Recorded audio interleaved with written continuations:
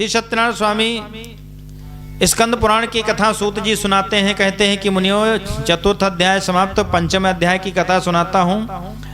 एक तुंगध्वज नामक जितेंद्रिय राजा था। आसीत तुंगध्वजो राजा प्रजापालन तत्पर। तुंगध्वजो राजा, तुंगध्वज राजा जो था प्रजा पालन में तत्पर रहता था, संतान की भात पालन करता था। एक दिन की बात है, वो जंगल में शिकार खेलने के लिए गया।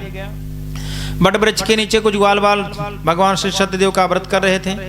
प्रसाद दिया तो उसने खाया नहीं, परित्याग कर दिया। सूत जी कहते हैं प्रसाद के परित्याग का देखो कितना बड़ा प्रभाव होता है। उसके 100 पुत्र धन धान थे, सब नष्ट भ्रष्ट हो गए। जब 100 पुत्र धन धान आज जब नष्ट हो गए, उसने ज्योतिषा चौरन को बुलाया। सबने अपनी अपनी व्यवस्था बताई कि एक ही मत है कि तुमने आज भगवान श्री सत्यदेव के प्रसाद का परित्याग अनादर किया, इसी कारण से ऐसा हुआ। राजा गया उन्हीं ग्वालों के पास और प्रसाद ग्रहण किया भगवान श्री सत्यनारायण स्वामी का। उसके बाद उसके 100 पुत्र धन धान थे, सब परिपूर्ण हुए। सूत जी कहते हैं इस प्रकार से वो राजा इस लोक में सुख भोग करके और वैकुंठवासी बना।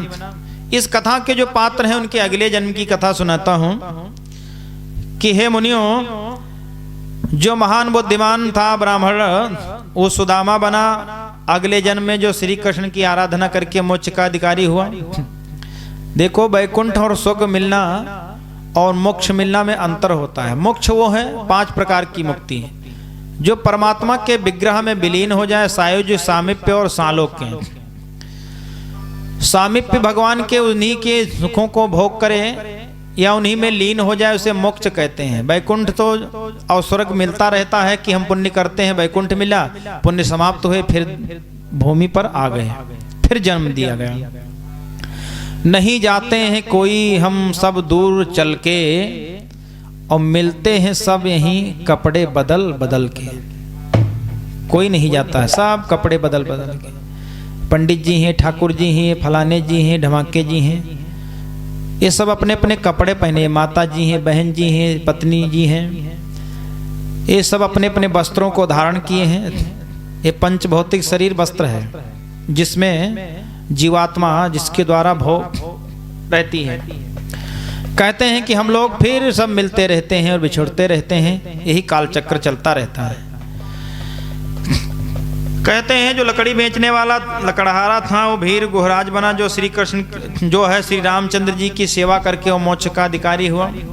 राजा उल्कामुख थे, महाराज दशरथ हुए, जो श्री रंगनाथ की पूजा करके और मोक्ष के अधिकारी हुए।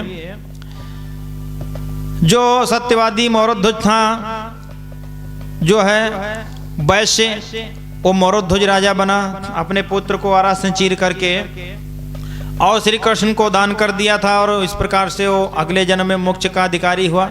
राजा जो तुंगध्वज था, स्वयंभू मनु है, जो सभी को वैष्णव धर्म सिखा करके और मोक्ष के अधिकारी हुए।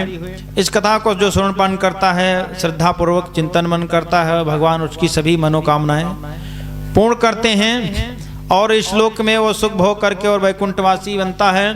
सूत जी कहते हैं भगवान की कथा बड़ी अपार है, बस उसे कपट और छल छोड़ करके भगवान का चिंतन और मनन करना चाहिए। किसी प्रकार का हमें छल कपट ना हो। कि भजहि राम मन तज कुटिलाई, भजहि राम मन तज कुटिलाई, राम भजे गति केहि न पाए।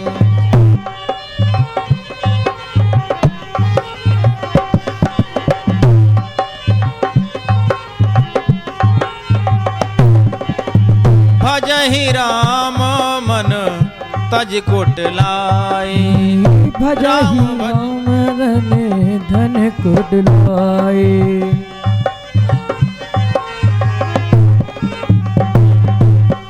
कलयुग केवल नामो आधारा, सुमेरे सुमेरे नर उतरहि पारा।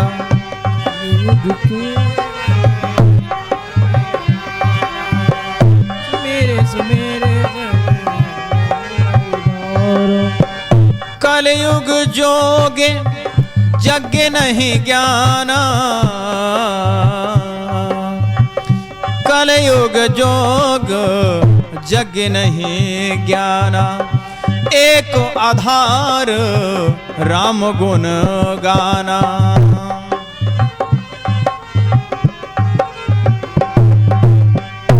एक आधार राम गुण गाना।